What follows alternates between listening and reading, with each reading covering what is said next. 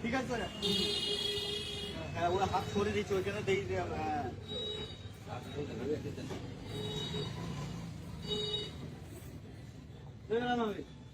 নিজান যাচ্ছি না আমার কাঁধে উঠল না আমি যাওয়ার সময় দেখছি